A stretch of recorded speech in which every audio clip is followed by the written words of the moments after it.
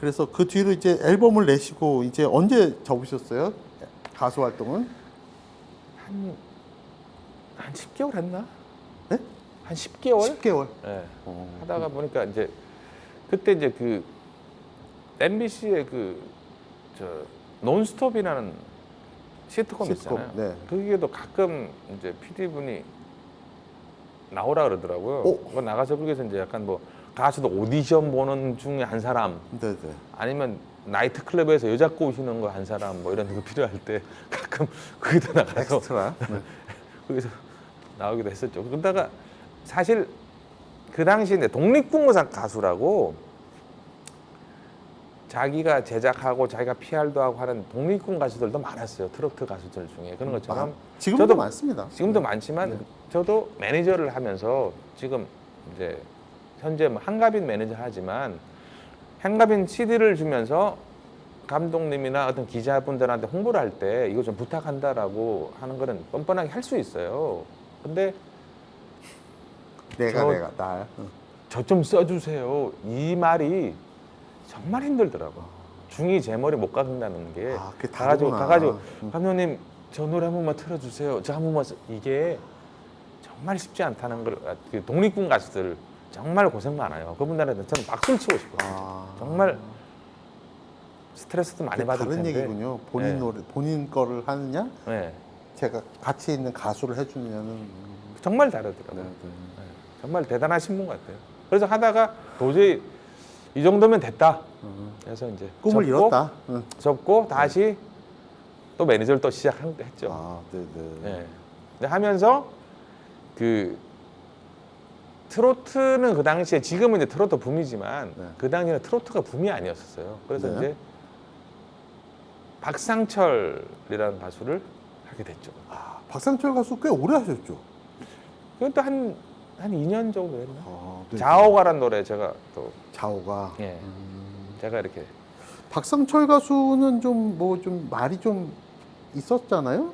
좀 과거에? 그때 박상철이라는 가수를 이제 저는 이제 그 소위 말해서 안치환이나 김태호 그 당시에는 아이돌이라는 그런 이제 단어가 별로 없었지만 그 당시에만 해도 이제 발라드 댄스하고 트로트가 따로 분류가 돼 있었어요. 근데 네, 그때만 해도 트로트를 약간 밑에 음악이라고 생각하고 안 하려고 그랬어요. 나이 드신 분들이 하는 음악이고 네, 뭐 그렇게 그래서- 생각했죠 그때는. 그래서 저도 되게 박상철 씨가 한 1년 가까이를 같이 하자고 그랬는데 저는 안 한다고 그랬거든요. 그러다가 어떻게 하게 됐어요. 근데 하다 보니까 트로트는 이 발라드나 댄스에 비해 너무 열악했어요. 그 당시는 홍보할 데가 없더라고요. 방송국에서도 틀 네. 데가 별로 없고. 전국 노래자랑이나 가요 무대 이것밖에 없어요. 근데 거기서 어떻게 가요 무대는 자기 노래 부르는 게 아니잖아요. 그렇죠. 그러면 이 노래를 라디오에서 띄워야 되고 노출할 데가 없잖아요. 라디오도 되게 한정적이었죠. 그리고 노래는 떴는데 얼굴을 모르는 가수들이 되게 많았어요. 그 당시에는 뭐 고속도로 노래만 테이프를 팔고 알고 막 그랬던 노래만 시절이라. 알고 얼굴을 몰라 이름도 모르고. 그래서 근데 노래를 알면 노래가 히트가 되면 가격이 예를 들어서 한 300만 원 받는다. 네. 그러면 이름과 얼굴을 알게 되면 같은 히트라도 500만 원 이상을 받을 수가 있거든요. 그래서 얼굴을 알릴 수 있는 방법을 찾아야 되겠구나. 네. 그래서 딱 시도한 게 재현 배우를 시킨 거죠. 그래서 서프라이즈에 MBC 서프라이즈에 찾아갔죠. 무작정 가가지고 그때 진실옥은 거짓이라는 네, 그 네, 코너가 되게 인기가 좋아가지고 예, 굉장히 유명했죠. 해달라 그랬더니 연기해봤냐 박창철 씨가 안 해봤다. 근데 이게 왜 왔냐? 그래서 그냥 한마디라도 엑스트라라도 좀 달라 했더니 소위 말해 검증이 안 돼 있으니까 안 써주는 거예요. 그렇죠. 그래서 4개월 동안을 매일 찾아갔죠. 진짜요? 4개월 동안 이렇게 음료수 사들고 가서 과자 사들고 가서 4개월 동안 항상 찾아갔어요. 매일 찾아갔어요. 그때 매니저들이 그랬어요. 야, 그 당시에 너는 왜 가요 무대나 저런 데 안 가고 저기 왜 가냐. 그래서 아니 그냥 간다. 가가지고 4개월 만에 첫 촬영을 하게 됩니다. 촬영을 하게 됐어요. 엑스트라로. 예. 그래가지고 근데 저는 기억나요. 그 박창철 씨가 어떤 보험회사 직원인데 이제 서류를 내밀면서 누구씨께서 돌아가시기 전에 들어놓은 보험 약정서입니다. 이걸 하는데 뭐 뻔하죠. NG를 막 20번 뜯어냈죠. 네, 네. 정말 그래가지고 질타도 많이 받으면서 첫 촬영을 했죠. 어찌됐든. 그런데 한 번 하고 그만두면 누가 알겠습니까?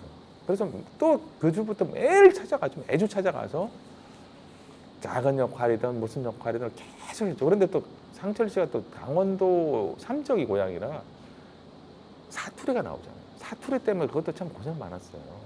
그래서 하는데 막 어찌됐든 출연을 시켜야 되는데 한 번은 그 선생 역할을 하게 됐어요. 선생. 그 폐교된 학교 초등학생 폐교되는 그런 상황인 거고 그 폐교의 선생님 역할을 하기 위해서는 그 폐교를 찾아가야 되잖아요. 그러니까 양평 쪽에 그 폐교가 하나 있더라고요. 거기 찾아가서 촬영을 해야 되는데 눈이 엄청나게 왔어요. 그때 88 타고 가는데 그래가지고 내가 운전을 하고 박상철 옆에 타 있었어. 근데 눈이 많이 오니까 눈이 미끄러져 막 바퀴를 막 RPM만 60 가는데 속도는 한 20km, 30밖에 안 가요. 근데 정말 길이 난간에 산을 올라가고 막 올라가야 되는 난간에서 차를 가는데 옆에 낭떠러져요. 근데 가다가 보니까 미끄럽잖아요. 오고 갈 수 있는 길도 아니야. 길이 하나밖에 없어요. 근데 브레이크를 내가 살짝 끽 밟았는데 차가 휙 돈 거야. 휙 돌아가지고 잘못했으면 휙 돌아서 그대로 휙 돌았기 때문에 무슨 말인지 알죠? 차가 한 방에 휙 그냥 미끄러져 도니까 이렇게 갈 수 있어요. 만약에 그쪽에서 이게 살짝 이렇게 했으면 둘 다 떨어져 죽을 수도 있었어요. 그러니까 그 당시에는 제설 작업이라는 게 없었어요. 없었어요. 그냥 눈이 오면 그냥 빙판이었어요. 그래서 어떻게든 갔어요. 가가지고 이제 서울 이제 스토리가 뭔가 하면 서울에서 시골에 정건을 온 선생님을 보고 이제 박상철 씨는 거기 계속 학교에 다니는 선생이고 서울에서 온 선생님한테 서울을 다시 가라. 여기 있어봐야 필요 없다. 애들 말도 안 듣고 해가지고 그 얘기를 한 장면인데 상철 씨가 이제 그 선생님 방에 그 문지방 있잖아요. 그걸 걸쳐가지고 선생님한테 하는 얘기야. 여기 왜 왔어요? 서울 다시 가세요. 여기 애들 말도 안 듣고 여기 있어봐야 그 도움되는 거 없으니 가라. 이 대화 짧은 대화를 해야 되는데 그것 안 돼가지고 한 20번 이상 찍었죠. 그래가지고 어떻게든 우여곡절 끝에 다 찍었어요. 가가지고 고생해가지고 왔다 와가지고 있는데 다음날 PD한테 전화가 와요. 밤 11시에. 아유 이사님께서 아유 감독님 무슨 일이세요? 그랬더니 이 시간에 했더니 편집을 하는데 못 쓰겠다는 거예요? 아니 편집을 하는데 그런데 멀리까지 와서 정말 힘들게 와가지고 하는데 얼굴 이렇게 뭐라 그러죠?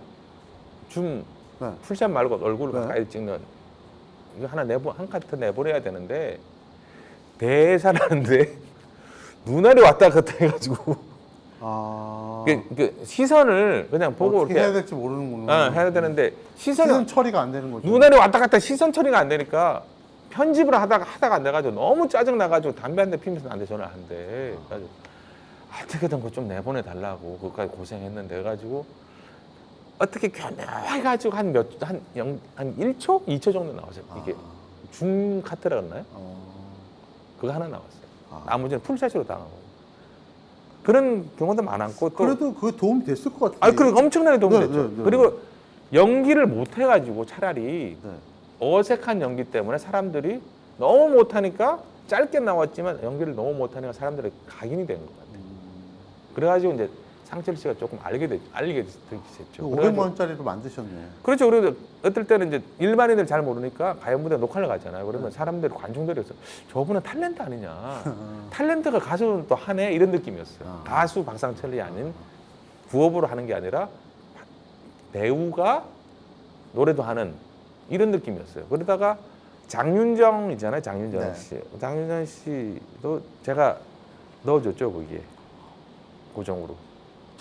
장윤정 씨는 그 연기를 해봤대요. 학교 다닐 때. 그래서 서프라이즈에 넣어줬죠. 그게 넣어주셨다고요? 매니저도 아닌데? 아니, 워낙 친했어요. 그리고 이제 그 윤명선 작곡가 그 장윤정 씨 매니저 하시지. 아니 그러니까 따로 있었고 그 윤명선 작곡가가 쓴 곡이잖아요, 어머나가. 네네. 그래서 워낙 또 윤명선 작곡가 그 형님하고 워낙 친하니까 도와준 거죠. 그래서 서프라이즈 같이 출연하고 그랬어요. 근데 우리는 일생을 박상철에서 1년 동안 항상 단역이나 좀 조연급 이렇게 하고 장윤정 씨는 그래도 연기가 되니까 3주 만에 그 진실로운 거짓의 그 코너에 주연을 맡게 된 거예요. 그래서 조금 더 얼굴을 빨리 알게 됐죠, 장윤정 씨. 상철 씨가 연기만 좀 됐어도 쉬웠을 텐데. 그렇죠. 근데 아까 얘기했잖아요. 씬 스틸러. 짧지만 연기를 너무 못해서 튀었다고. 그래서 이제 얼굴을 좀 알리기 시작했고 그래가지고 그 뒤로는 훨씬 나아지셨겠네요. 얼굴을 좀 알려서. 아이 그럼요. 회의도 많이 올라갔고 올라갔죠. 행사도 좀 많이 네, 잡혔었고. 네, 네. 그 친구는 저한테 잘해야죠. 그리고 그 박상철이라는 친구가 그분이 참 인성이 참 괜찮아요. 착하고 삼척 시골의 그 네. 머리 헤어 디자이너였잖아요. 그래서 네. 되게 보면 좀 사람이 좀 착해.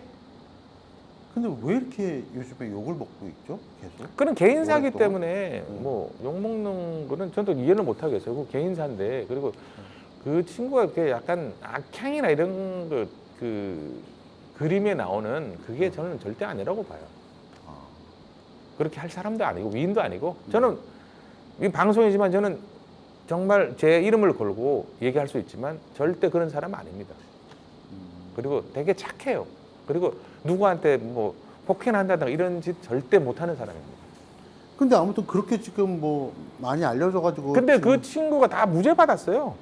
모든 걸 다 무죄 받고 했기 때문에 저는 박상철 응원합니다. 전 매니저로서 그리고 또 같이 또 같은 시대에 네. 같이 매니저도 하고 같이 해온 사람으로서 나는 그 친구를 응원합니다. 항상. 네. 그리고 그럴 사람 절대 아닙니다. 네, 네. 저한테 욕을 하셔도 좋아요. 근데 하지만 그분은 절대 그렇지 않습니다. 그렇게 밝혀졌고. 네. 그게 법정에서 다 그럼 완전 다 무죄 무죄 판결 받았어요. 나온 건가요? 예, 예. 하기사 뭐 방송에 지금 나오시는 거 보니까 예, 예. 그게 만약에 뭐 유죄가 있거나 문제가 만약 있으면 유죄가 있다 방송 그러면 출연 나오면 안 되죠. 돼요. 예. 방송국에서 출연 안 시켜요. 아니 그렇죠. 예. 나왔다는 건 일단 법적인 문제가 없다는 거고. 그렇죠. 법적인 문제가 없기 때문에 근데 이제 대중들은 또 그걸 잘 몰라요. 그리고 타이틀만 갖고 있지. 그리고 대중분들이 보면 그분의 모든 자기 일도 바빠 죽겠는데 다른 사람은 연예인들 신경 쓸 게 없잖아요. 그런데 그 얘기만 듣고 그냥 그런가 보다 생각하지 실제적으로 얘가 어떻게 됐어 이렇게 관심을 갖고 있는 사람이 별로 없어요. 근데 아주 자세히는 모르시지만 예, 예, 예. 어쨌든 뭐 인간성은 좋은 사람이고 예, 예. 그럼, 법적으로 다 무죄 판결 났다. 그럼요. 사실 옆에서 딱 지켜본 게 아니셔서 뭐라고 말씀을 못 하시겠네요. 그렇죠. 예. 뭐 들은 얘기 없으세요? 뭘 들어요? 박상철 씨에 대해 뭐 그 사건에 대해서 뭐 아니 근데 저는 자세히는 몰라요. 그런데 아니 좀 편하게 말씀하셔도 되는데 그 박상철 씨 그럼 2년 하시고 예. 그 뒤로 이제 그 다음 그때 가수가 이제 누군가요? 같이 이제 박상철 씨 하면서 그때 차태현 아, 같이 차태현 이제 씨. 그 대표랑 친해가지고 이렇게 같이 이렇게. 이제 서로 공유를 한 거죠. 서로 막 도와주고 차태현도 그때 PR도 좀 같이 왜 이렇게 좀 요즘 문제 시끄러운 분들이 많이 나오지 이름이? 예 아무튼 차태현도 좀 시끄럽네? 아니잖아요. 아 차태현 씨는 조용하구나. 네. 네. 아 차태현 씨는 그랬어요. 좋네요. 네네. 차태현 그때 2집 앨범 그때 1등하고 그랬죠. 그때 차태현 정말 차태현 씨 매니저란 건 아니고. 일을 잠깐 봐줬죠 같이. 그때 인기 하늘을 찔렀죠 차태현 씨. 차태현 씨야 뭐 지금도 뭐 아이 그럼요. 이미지 관리도 되게 잘하시는 것 같고. 실제로 어때요 성격? 이제 보통 그 친구가 참 프로라고 느껴지는 게 어떤 이제 라디오 프로그램을 제가 하나 잡았어요. 네. 그러면 소위 말해서 DJ가 좀 젊은 DJ, 소위 말해서 요즘 아이돌 같은 DJ가 프로그램을 하면 그게 나가는 좋아하는데 나 프로에 조금 나이가 있는 그런 프로그램에는 자기하고 나이 차이가 살짝 있으니까 나기가 좀 싫어해요. 꺼려해. 근데 내가 잡아놓은 걸 어떻게 해. 출연시키잖아. 그러니까 생방송 들어가기 전에는 투덜투덜대요. 아, 형 이걸 꼭 해야 돼. 뭐. 정말 투덜투덜대요. 근데 쭉 들어가면. 방송 딱 들어가잖아요. 언제가는 너무 방송을 잘해. 그리고 나서 방송 끝나고 나면 또 너무 쌩글쌩글대.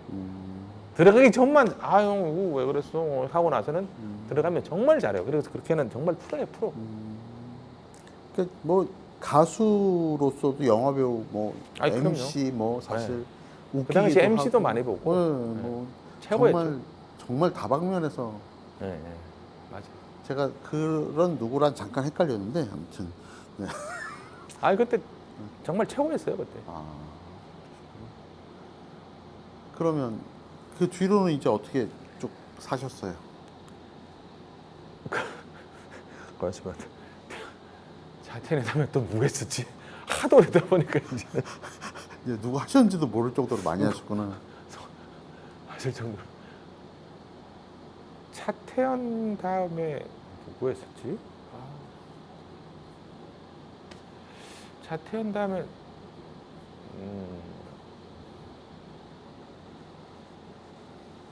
누구였었지? 그 통일소녀라는 가수 아세요? 통일소녀요? 예. 길정화라고. 들어본 것 같은데 네. 통일소녀? 예. 좀 잠깐 인기 있었죠? 그 개량 한복 입고 네네네네. 북한 노래 불렀던 처음으로 대한민국에 처음으로 이름이 뭐였죠? 길정화. 길정화. 예.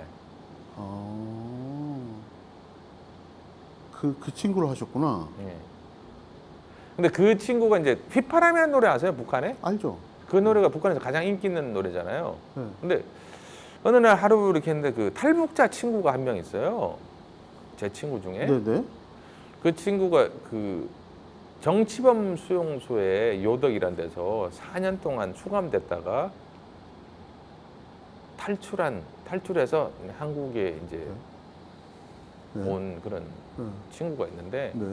나는 그 당시에 뭐 휘파람 노래를 전혀 몰랐는데 이 친구가 중국을 갔다 오더니 테이프를 한 10개 정도 사왔어요. 그 북한에서 인기 있는 노래라 그러면서 불법 테이프를 사왔더라고요. 네. 그래서 저는 휘파람이라는 노래 처음 듣고 기절하는 줄 알았어요. 너무 웃겨가지고 어젯밤에도 불었네 휘파람 휘파람. 웃기셨다고요? 가사가 되게 웃기더라고. 창법이나 이런 게. 좀 특이하긴 특이하니까. 하죠. 그 노래를 앨범을 만들어 보자 그래가지고 네. 처음에는 이런 얘기 해야 될지 모르겠지만 그 김혜영 씨 있잖아요, 북한에서 오신. 네. 김혜영 씨가 북한에서 가수 생활했기 때문에 네. 그 김혜영 씨가 가족들이 다 넘어와가지고 했는데 김혜영 씨가 북한에서 가수 활동을 했기 때문에 이 노래를 너무 잘 부를 거라고 생각했거든요. 잘 불러요, 사실은. 네. 근데 녹음을 다 끝냈는데 네. 그 제 친구랑 그쪽 가족들하고 약간 트러블이 살짝 있어가지고 네. 그 김혜영 씨가 부른 그 노래 북한 노래 전곡을 다 목소리를 다 빼고 지금은 이제 길정화라는 가수가 부르게 된 거죠. 불러가지고 그거를 이제 그 방송국에 예전에는 북한 노래를 방송국 라디오에 틀면 안기에 붙여 잡아갔었어요. 그쵸, 못 들었죠. 네. 그런 시대였기 때문에 네. 그래가지고 그때 이제 북한 노래를 제가 이제 방송국을 다니면서 PD들이나 DJ 분들한테 북한 노래를 한번 취입하는 거 어떠냐고 물어봤더니 저보고 미쳤냐 그러죠. 너 간첩 아니냐. 나까지 잡혀 들어가게 만들려고 그러나? 얘가 근데 좀 2시에 데이트 하시던 김기덕 국장님만 대박이더라고 그랬어요. 앨범 나기도 전에. 그분만 이거 대박이다 진짜 그랬어요. 그래가지고 앨범을 내려고 하는 찰나에 그 인천 앞바다에 북한 잠수함이 막 내려오고 막 그랬었어요. 그래서 앨범 내려고 그랬더니 이 미친놈 아니냐고 방송국에서. 네. 지금 시류가 이런 시국인데 무슨 북한 노래를 내냐 그래가지고 잠깐 보류를 했죠. 네. 그런데 돈은 다 들어갔잖아요. 네. 친구랑 돈 다 들어가고 했는데 이걸 언제 차일피일 미룰 수가 없잖아요. 그쵸. 그냥 앨범을 내버리자. 네. 그냥 내버렸어요. 그랬더니 그 당시 MBC만 3일 만에 심의가 나고 북한도 심의가 나고 KBS는 심의가 안 났어요. SBS도 심의 안 나고 교통도 안 나고 MBC만 났어요, 심의가. 네. 그래가지고 아 이걸 어떡하지 했는데 이게 참 사람이라는 게 시류를 잘 타야 되는 게 그 네. 당시에 김대중 정권이었는데 북한의 김정일 국방위원장을 만나러 평양을 간 적이 있잖아요. 같이 막 껴안고 막 이렇게 네, 했을 네, 때 네. 그때 앨범이 딱 나오게 된 거야. 그러니까 막 방송국에서는 마땅히 틀노래가 보통 응. 그 당시에 그 첫방을 하면 뭐 인기가요, 뭐 예? 가요 톱10, 음악 중심 이런 게 뭐 첫방을 하잖아요. 근데 우리는 SBS 8시 뉴스가 첫방, KBS 9시 뉴스, MBC 뉴스데스크 이런 데서만 연락이 와요. 북한 노래를 처음으로 선보였기 때문에. 그래서 예능국에서 섭외가 안 오고 보도국에서만 계속 섭외가 왔었어요. 근데 어차피 방송만 뚫어주면 그 뒤로는 이제 저 방송국 근데 내보내는구나 하는 거 아니에요? KBS에서는 심의가 안 났기 때문에 네. 노래는 못 나갔나요? 노래를 못 나가요. 근데 KBS 가요톱10에서 연락이 왔어요. 네. 20여 대 순위 올라왔다고. 아니, 노래도 못 부르는데 그 자료 화면이 필요하대. 노래는 못 부르지만 자료 화면이 필요하다고 찍어야 된다고 연락이 왔었어요. 노래는 못 틀지만 예, 예. 어쨌든 잠깐 화면만 화면은 내보내겠다. 내버려야 된다. 그래가지고 그 당시에 처음으로 북한 노래를 한국에 알리게 된 거죠. 그리고 그때 사전 심의라는 게 있어가지고 그 방송국 각 심의하기 전에 네. 찾아갔죠.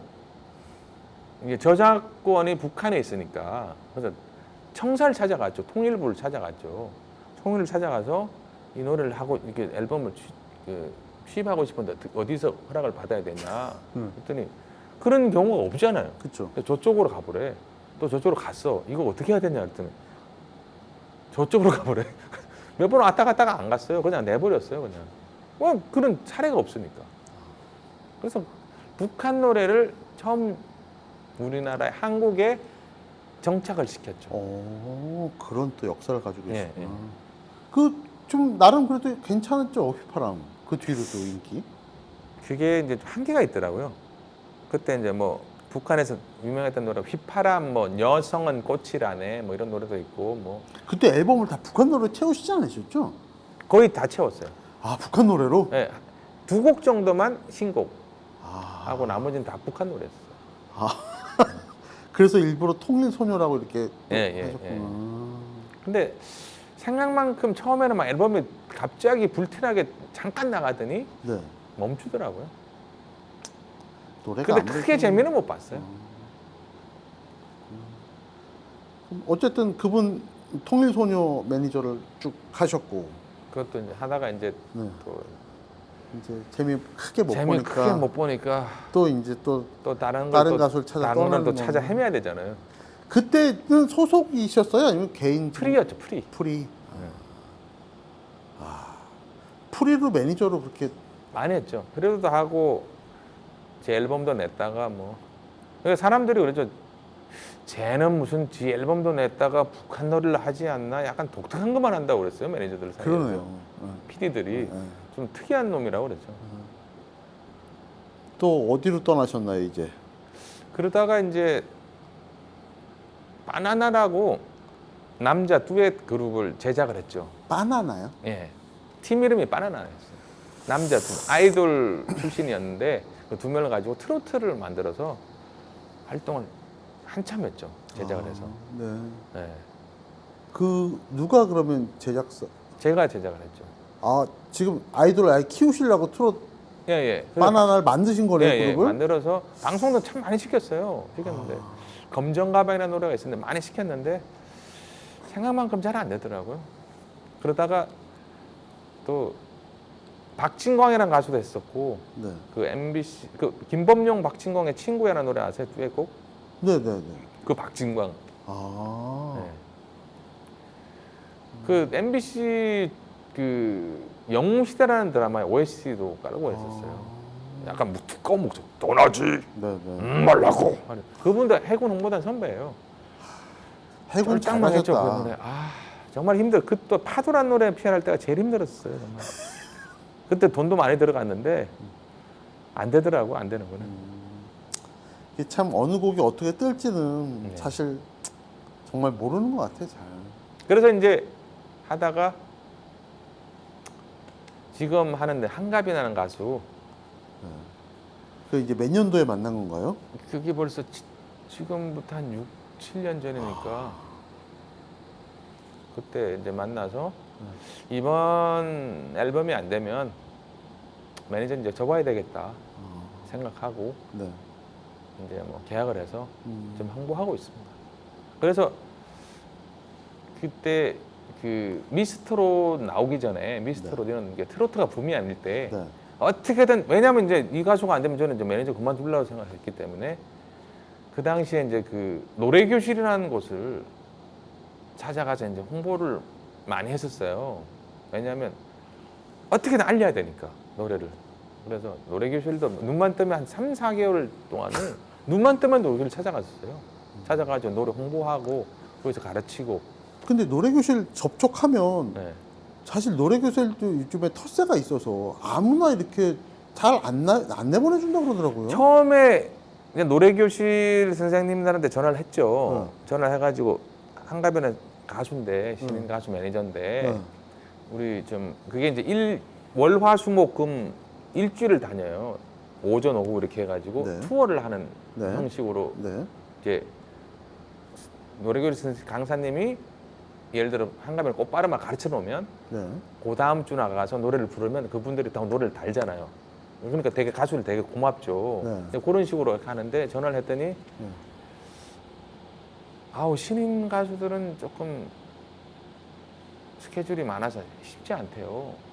그러니까 요즘 노래교실에 그래, 또 못 나가서 지금 안 다른 또 간- 노래교실 예. 선생님한테 또 전화했더니 악보에 실어야 되는데 악보에 실으려면 돈이 좀 얼마 들어가고 뭐 또 다른 선생님 했더니 연락 드릴게요. 스케줄 나오면 대로 연락 드리고 연락도 안 오고 몇 군데서 벤치를 맞았어요. 네. 요즘 그래서 노래교실 안 해. 그런데 이제 마침 또 이렇게 박미연 요즘 박미연 노래 강사님이나 송광호 네. 그리고 노래 강사님 그리고 바다새 김성기 노래 강사님 그분들은 세 분은 그 전부터 좀 알아서 친분을 이용해서 친분을 나갔군요. 이용해서 시작했죠. 네. 근데 그걸 하다 보니까 그 박미연 교수님이 갑자기 노래를 시키는 거예요. 나한테 노래 중간에. 대표님을 예. 그래서 얼떨결에 노래를 한 곡을 했죠. 미리 짠 게 아닌데. 아니, 미리 짠 게 아니라 왜냐면 다른 그 우리 가수의 그 노래교실은 이제 무슨 회관이나 주민센터 이런 데서 하잖아요 보통. 그러다 보니까 그 CD 플레이를 이제 그 당시는 CD 플레이 해야죠. 그 매니저가 이렇게 플레이를 해주고 해야 돼요. 노래 가수 나오기 전에 그런 역할도 어떤 데서는 해야 되고 그런 데가 많아요. 그래서 플레이 몇 번 누르려고 있는데 갑자기 나를 부르는 거야. 왜 그때 매니저 노래 한 곡 해야지 해가지고 그때 처음에 이제 올라가서 노래를 했죠. 왜냐하면 우리 가수를 위해서. 그때 무슨 노래 하셨어요? 그때 이제 DJ DOC의 허리케인 박 이런 노래를 그 노래를 해가지고 네. 왜냐하면 그 신인 가수고 그 노래교실 회원들한테는 생소한 이름이니까 각인을 시키기 위해서 제가 노래를 하면서 가수 홍보를 한 거죠. 내가 노래 부르면서 가수 홍보를 한 거예요. 저를 기억하지 마시고 우리 한가민 씨를 기억해달라, 꽃바람을 기억해달라 이런 느낌으로 멘트를 날린 거죠. 그게 좀 인기가 있었나 봐요. 그래서 소위 말해서 제가 자랑하기는 뭐하지만 좀 뻥 난리가 났어요. 그래가지고 그거를 박미연 교수님이 그 강사님이 자기 노래 교실을 가는 데마다 네. 그걸 시키기 시작한 거예요. 그럼 시키니까 박명 교수님 노래 수업 많은데 굉장히 많이 가셨을 것 같은데? 일주일 내내 갔었죠. 두 군데씩 하루에. 아 진짜요? 그리고 나서 이제 송광호 선생 노래 교실 가서도 노래를 하고. 이게 이제 하다 보니까 방송국에서는 섭외 안 하고 서울 경기 노래교실 강사들한테만 연락이 와요. 성공했네요. 그래도. 우리 가수 그거 할 때 좀 해줘라, 해줘라. 그리고 어떤 노래 강사님은 언제 일주일 동안 괜찮냐고 물어보더라. 괜찮다 그랬더니 조건이 있대.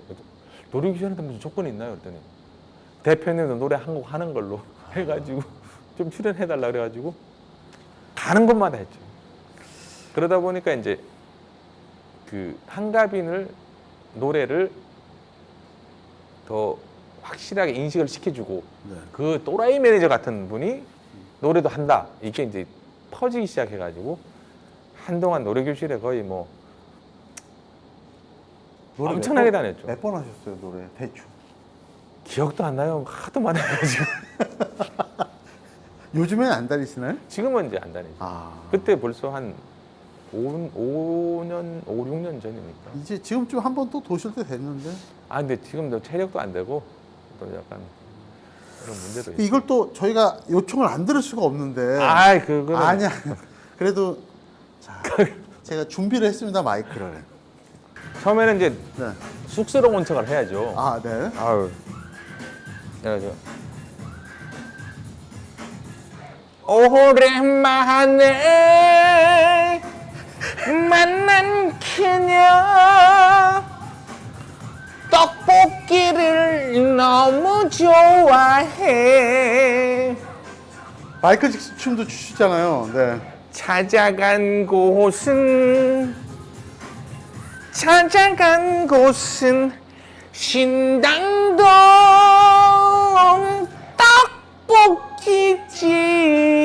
떡볶이집.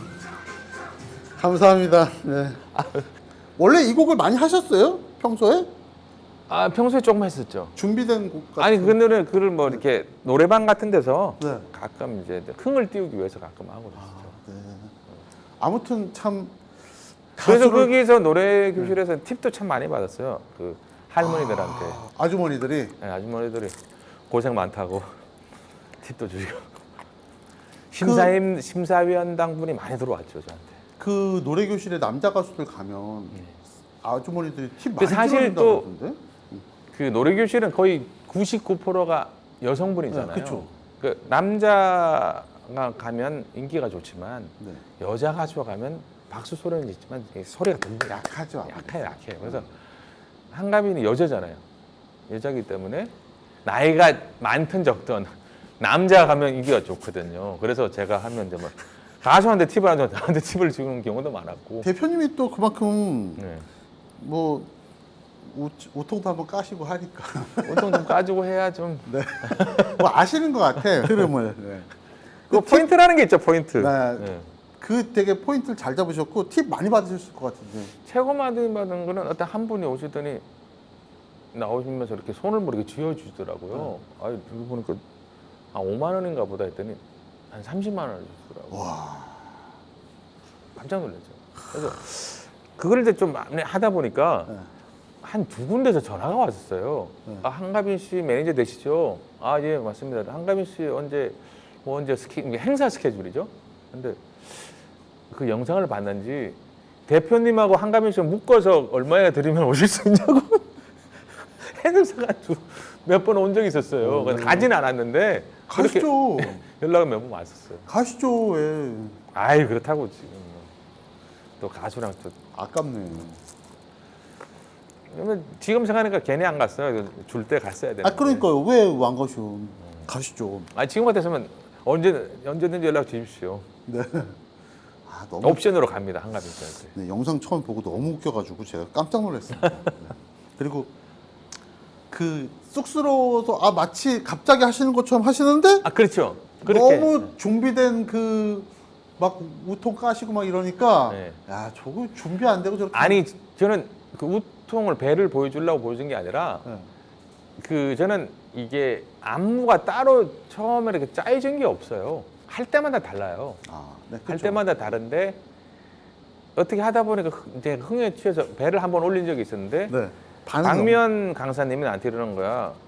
근데 다니면서 너 강 대표 예 그랬더니 강 대표 하는 것 중에 배를 한번 올렸을 때가 아줌마들이 제일 반응이 세더라. 네, 네. 그걸 다시 좀 보여줘. 팁을 주더라고. 나는 모르죠. 그 흥에 취해가지고 몰랐는데 네. 그때 그래요 해가지고 그때부터 무조건 까는 걸로. 한 대마다 일단 까주고 시작한 거죠. 일단 시선을 끌어당겨야 되니까. 그래서 시작한 거예요. 근데 가수 홍보한테도 큰 도움이 됐을 것 같아요. 어쨌든 그래서 뭐 모르겠어요. 앵콜 나오잖아요. 어, 어, 어. 그러면 절대 안 했어요. 왜냐하면 한가빈을 기억해라. 저를 기억하지 말고. 그걸 인식시키기 위해서 안 했죠. 하여튼 두 분이 되게 오랫동안 잘 지내셨는데 이제 재계약할 때 안 됐나요? 한 3개월 있으면 끝나요. 3개월 남았나요? 네, 그래서 이제 그렇지 않아도 며칠 전에 얘기를 했어요. 네. 재결을 해야 되지 않겠냐. 네. 근데 뭐 봐야죠. 뭐 잘 꼬셔가지고 어떻게든 하던 거 해야죠. 뭐. 네. 오랫동안 잘 하셨는데 예. 뭐 재계약 잘 되셔가지고 근데 요즘도 이제 가끔 이제 라디오 생방 출연이나 다른 TV 같은 데 나가면 꼭 물어봐요. 재계약 어떻게 됐냐고. 그리고 가끔 이제 아는 형들, 강진 이런 형들은 네. 농담식으로 그러죠. 방송 나가가지고 네. 돈 많이 주는 쪽으로 가라. 가수한테 그런 얘기하고 그래요. 근데 뭐 잘 해야죠. 뭐. 제가 뭐 뭐라고 드릴 말씀은 없고 잘 됐으면 좋겠습니다. 예. 감사합니다. 이제 앞으로는 그럼 한가빈 씨 계속 홍보 활동 계속 하고 계시고 그렇죠. 어떤 것 같아요? 과거의 90년대 매니저와 예. 지금 매니저 어떤 차이가 좀 이게 있을까요? 저는 개인적으로 말씀드리면 90년대에는 약간 아날로그 형식이었다면 지금 디지털이잖아요. 그 당시는 그 매니저의 꿈이 뭔가 하면 가수를 제작하고 앨범을 만들어서 그 당시는 CD라는 게 CD 테이프라는 게 노래가 터지면 엄청난 돈을 벌 수가 있잖아요. 네. 근데 지금은 테이프나 CD가 안 나가잖아요. 음원밖에 안 나가잖아요. 근데 그 당시에 그런 큰 꿈이 사라졌죠. 어떻게 보면. 지금은 이제 물론 K-팝이나 이렇게 전 세계적으로 그런 시장이 열렸지만 그때는 소위 말해서 보따리 장사도 하나 터지면 대기업이 될 수 있는 그런 큰 꿈이 있었는데 지금은 이제 조금 그런 게 쉽지가 않죠. 그리고 너무 체계적으로 돼 있고 약간 그 이것도 기업화가 되어가지고 저 같은 소규모의 매니저들은 좀 쉽지 않은 그런 상황인 것 같아요. 그리고 방송국이나 처음 시작을 20대 때 방송국을 들어가고 어떤 PD분들이나 이런 분들을 만났을 때는 다 저보다 나이가 많고 저한테 반말도 하고 이랬는데 지금은 그분들은 다 은퇴하시고 나이가 이제 반대로 어리신 분들이 들어왔기 때문에 그게 참 쉽지는 않죠. 매니지먼트 하기가. 네. 그게 조금 애로운 상황인 거죠. 어떻게 보면 제 개인적으로 그렇습니다. 네. 저랑 같이 일했던 매니저들 화이팅 하십시오. 아직 저희 안 죽었습니다. 네. 또 그 당시에는 어쨌든 매일 세 군데만 출근하면 됐는데 그렇죠. 그리고 세 군데를 오전 후에 한 번씩 다 찍었어요. 그러니까요. 예. 그리고 여의도에 MBC, KBS, SBS 다 있었어요. 네. 근데 지금은 뭐 종편이고 뭐 케이블이고 뭐 워낙 많아가지고 다 돌 수도 없고. 근데 매체가 많아지면 홍보하기가 좀 편한 줄 알았는데 매체가 많아질수록 홍보하기가 더 힘들더라고요. 그리고 또 매체가 많아지니까 집중이 안 되잖아요. 그러니까 요즘 히트곡 내기가 너무 힘들어요. 그렇기 때문에 매니저들 참 많이 고생하고 있습니다 지금. 또 옛날에는 그 또 가수와 매니저 간의 뭐 불공정 계약이다 말 많았는데 요즘에도 왜 최근에 뭐 50-50 사건도 좀 있었잖아요. 네. 그거는 어떻게 보세요? 그건 약간 예민한 부분이긴 한데 약간 그 어떤 지금도 저는 마음이 똑같습니다만은 부모님들 있잖아요. 미성년자이기 때문에 어쩔 수 없이 부모님 계약 이게 관여가 돼 있지만 소위 말해서 부모님들이 너무 이렇게 관여를 하면 그 다른 가수들도 마찬가지고 모든 대한민국 가수들이나 연기자들 부모님 미성년자이기 때문에 어쩔 수는 없지만 너무 개입을 많이 하면 좀 그런 일이 좀 많이 생기지 않나 이런 생각이 들어요. 그리고 20대가 20살이 넘어가면 저기 성인이잖아요.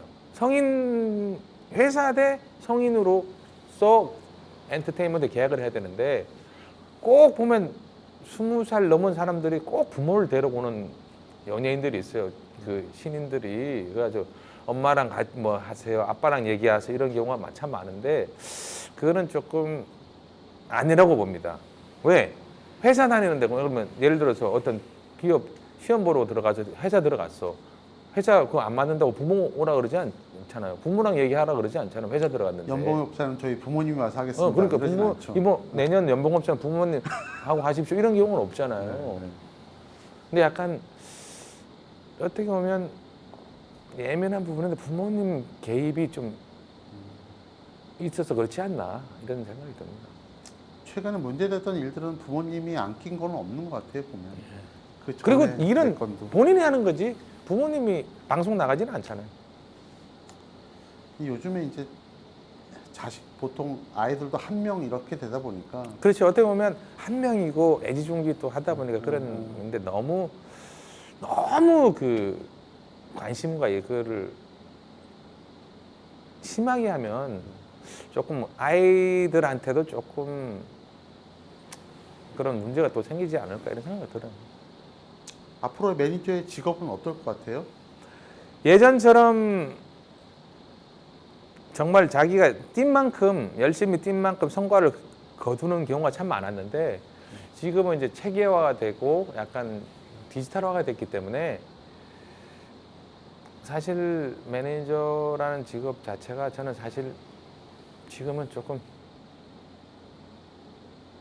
힘들더라고요. 조금 너무 이제 어떻게 보면 저도 옛날 매니저다 되다 보니까 체계적으로 못 따라 시대의 흐름을 정말 잘 쫓아가고 기획력도 정말 뛰어나고 막 해야 되는데 요즘은 또 이렇게 자금력이라든가 이런 게 좀 쉽지 않잖아요. 그리고 또 그 당시에는 솔로 가수나 듀엣이 많았는데 지금은 다들 뭐 그룹밖에 없잖아요. 아이돌은 다들 5인조, 6인조, 7인조, 어떤 막 9인조도 있고 어떻게 다 감당합니까? 그 많은 그 항공비를. 그래서 약간 소규모의 엔터테인먼트들은 그런 가수들 하기가 쉽지가 않죠. 그래서 조금 매니저들 좀 힘듭니다, 사실은 그런 부분에서.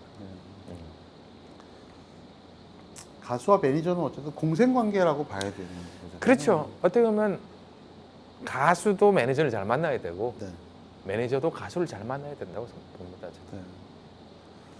네. 그렇잖아요. 사람을 누구를 만나냐 인생이 달라지는 것처럼. 네. 네. 맞습니다. 네. 오늘 긴 인터뷰 감사드리고요. 끝으로 혹시 못다한 말씀 있으시면 하고 네. 마무리하겠습니다. 저희 가수 한가빈